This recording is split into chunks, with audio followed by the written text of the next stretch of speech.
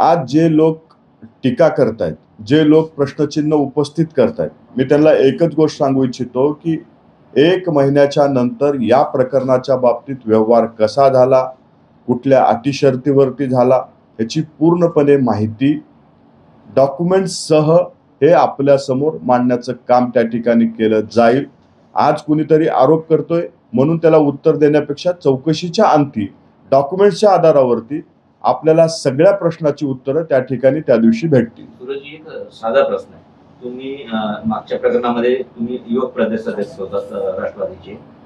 एक घटना झाली, तुम्हाला पदावरून बाहेर काढण्यात आलं. मग हाच न्याय दादांना का नाही? कारण की तपास अधिकारी पुण्यातले, तहसीलदार पुण्यातले, जिल्हाधिकारी पुण्यातले, दादा पालकमंत्री आणि उपमुख्यमंत्री.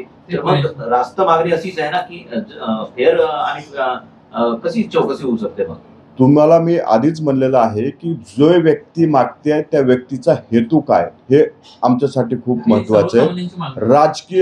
राजकीय हेतून प्रेरित होऊन जर कुणी आरोप आमच्या नेत्यावरती करत असेल तर त्या हेतूला, त्या व्यक्तीच्या स्टेटमेंटला आम्ही फारसं महत्त्व देत नाही. आणि मला पूर्ण विश्वास आहे, महाराष्ट्राच्या जनतेला पूर्ण विश्वास आहे, अजितदादाने कधी सत्तेचा गैरवापर केलेला नाही. अजितदादा पूर्णपणे निष्पक्षपणे या ठिकाणी चौकशी पार पडून त्या ठिकाणी आपल्या समोर तो अहवाल येईल. सिरीज ऑफ प्रेस कॉन्फरन्सेस घेऊन परत एकदा मी माध्यमांसमोर येईल असे पण त्या म्हणाले. या प्रकरणात कदाचित त्यांना तसा टार्गेट भेटला असेल, कदाचित त्यांना तसा आदेश भेटला असेल म्हणून त्या येतील. त्यांचं सिरीज येऊ द्या, पिक्चर येऊ द्या, त्या सगळ्या गोष्टीला उत्तर देण्याची आमची तयारी आहे आणि कायदेशीर उत्तर देण्याची आमची तयारी आहे. धन्यवाद.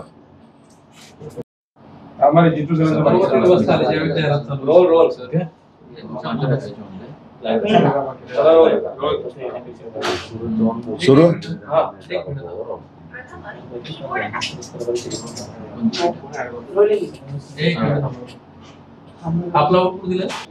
सूरजजी, आज अंजली दमानिया यांनी पत्रकार परिषद घेऊन अजित पवार यांच्या राजीनाम्याची मागणी केलेली आहे.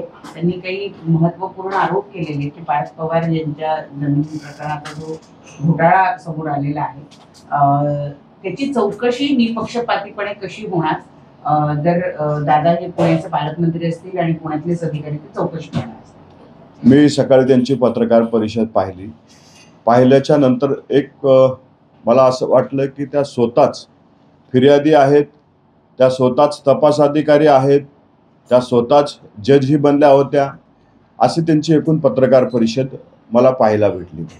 खरं तर या प्रकरणाबाबतीत स्वतः उपमुख्यमंत्री अजितदादा पवार असतील किंवा मुख्यमंत्री असतील यांनी एक उच्चस्तरीय समिती या प्रकरणाच्या बाबतीत नेमलेली आहे. ती समिती 1 महिन्याच्या आत अहवाल हे सरकारकडे आणि जनतेसमोर मांडण्याचं काम आम्ही ते करू.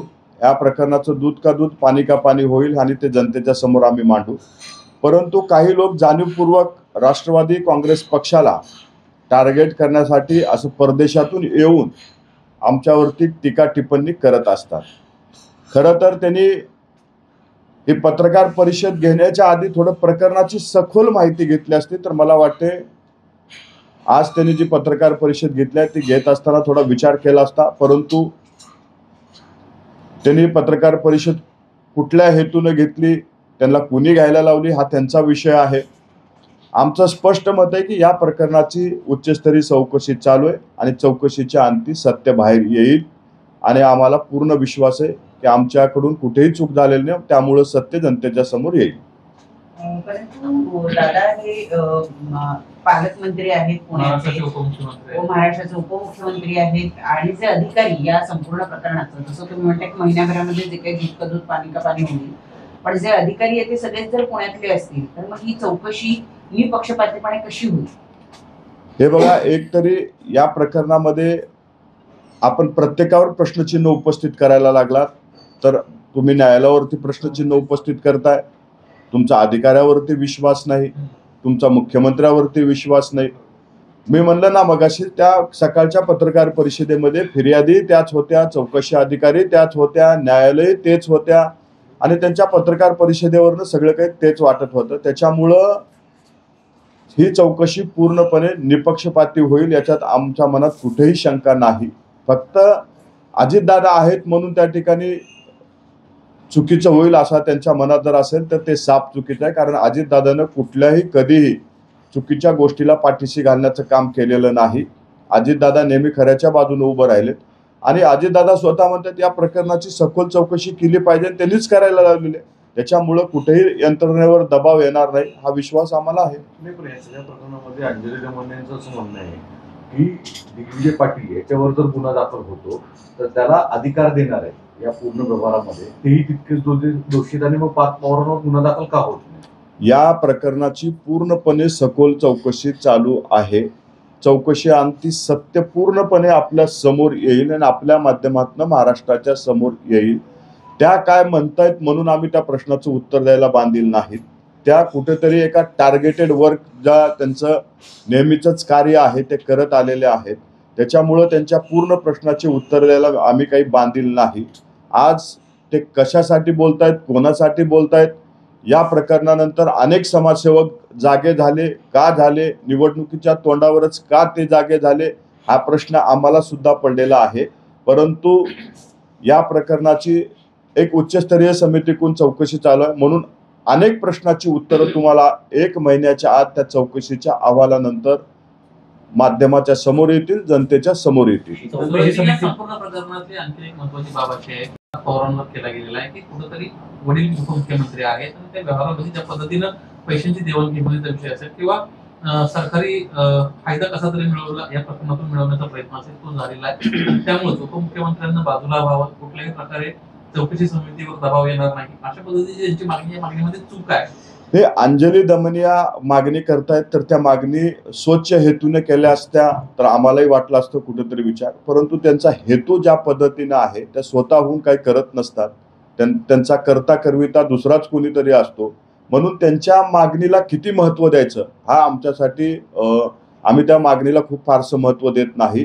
अंजली दमनियाकडून मी तुम्हाला पहिल्या सुरूच सांगितलं, त्याने आजच्या पत्रकार परिषदेमध्ये स्वतः फिर्यादी, स्वतः तपास अधिकारी, स्वतः जज झाल्या होत्या.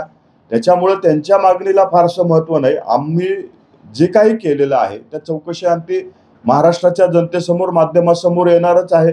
त्याच्यामुळं कुणीतरी काहीतरी येऊन आमच्याबद्दल बोललं त्या प्रत्येक मागणीला उत्तर द्यावं असं मला वाटत नाही. पण वारंवार तुम्ही असं म्हणताय की त्यांना ही पत्रकार परिषद कोणीतरी घ्यायला लावली किंवा तुम्ही असं म्हणताय की त्यांचा करता करविता कोणीतरी असतो. नेमकं तुम्हाला काय म्हणायचंय? या पत्रकार परिषद जी आज त्यांनी घेतलेली आहे ही कोणीतरी त्यांना घ्यायला लावली? मला वाटतंय आपण इथे सर्व बसलेल्या पत्रकार बांधवाची शोध पत्रकारिता खूप चांगली आहे. आगामी काळामध्ये त्यांचा करता करविता तुम्ही सर्वजण शोधून काढाल.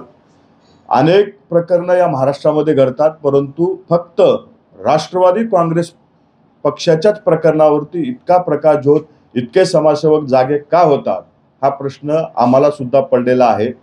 माझी तुम्हा सर्वांना विनंती आहे, तुमची सुद्धा शोध पत्रकारिता काढून याच्या पाठीमागचा करता करविता कोण आहे हे तुम्ही सुद्धा शोधावं आणि महाराष्ट्राच्या जनतेसमोर त्याला उभं करावं. तुमच्या पक्षावर आरोप होत असतात, सातत्याने वेगवेगळी प्रकरणं तुमच्या समोर येत असतात आणि तुम्ही प्रत्येक वेळेला अशा पद्धतीचं उत्तर देत असतात ते करता करविता दुसरा कोणीतरी तुम्ही शोध घ्या. आता तुम्ही या संपूर्ण प्रकरणाचा नक्कीच शोध घेतला असेल, कोण आहे याच्या पाठीमागं, कोण वाटतंय तुम्हाला आहे? कारण अनेक वेळा त्यांच्या भूमिकेवर प्रतिजन उपस्थित होतात, कुठेतरी सत्ताधारी पक्षासाठी काम करतात असं म्हटलं जातं.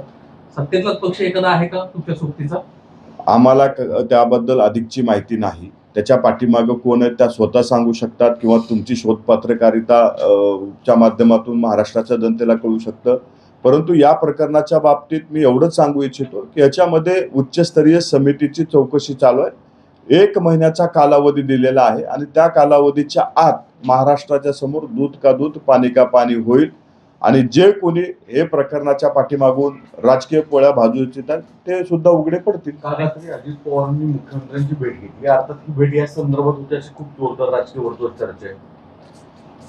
महाराष्ट्राचे उपमुख्यमंत्री आणि मुख्यमंत्री आठवड्यातून कमीत कमी 3 ते 4 वेळा हे एकमेकाला भेटत असतात. राज्यामध्ये अनेक प्रश्न उद्भवलेले असतात. त्या प्रश्नाची देवाणघेवाण, विचारसरणी आणि निर्णय त्या ठिकाणी घेतले जातात. त्याच्यामुळं या प्रकरणाचा आणि त्या भेटीचा काही संबंध नाही. त्यांची वारंवार भेट होते. ती भेट कुठल्याही राजकीय हेतूनं किंवा या कुठल्या पुण्याच्या प्रकरणामुळे नसून ती पूर्णपणे राज्याच्या विकासासाठीची भेट होती. तुम्ही आला की अचानक अनेक समाजसेवक बोलू लागलेले आहेत, त्यामध्ये अण्णा हजारे देखील कधी नव्हे ते बोललेले आहेत असं.